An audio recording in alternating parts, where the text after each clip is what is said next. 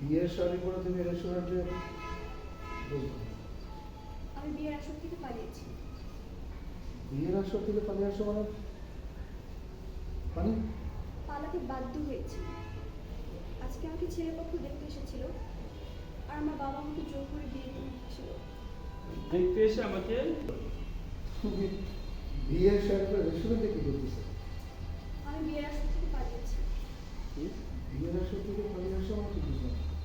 মানে বাধ্য হয়েছি। আজকে আমার বাবা আমাকে জোর করে বিয়ে দিতে হচ্ছিল।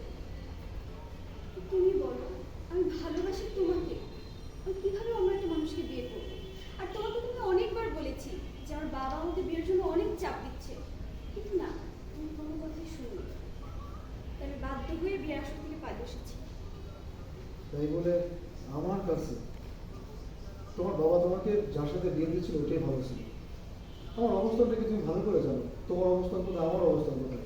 আমি এই রেস্টুরেন্টের সামনে একজন ওয়েটার। তুমি কি বলতে সাজু?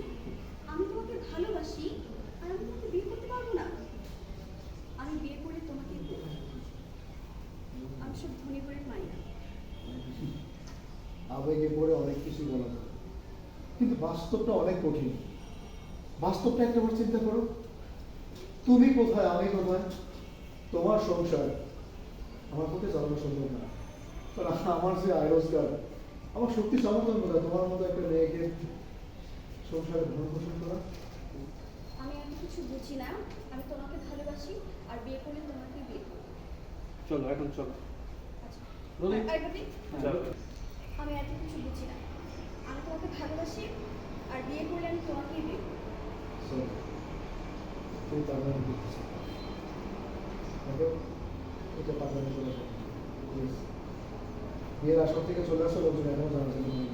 তুমি ফিরে যাও, এটাই ভালো হবে। আমার কাজ আছে বা লোকজন দেখছে, যাও তুমি। আমি কি ফিরে যাওয়ার জন্য আসিনি?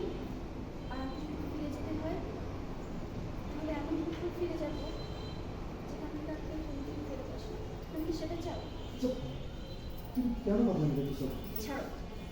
আমি বিয়ে করলে তোমাকেই বিয়ে করবো, আর আজকে এখন বিয়ে করবো। তুমি আমার সাথে কাজে অফিসে যাবে, চলো। আর একটু পাগলামি হচ্ছে না। আরে,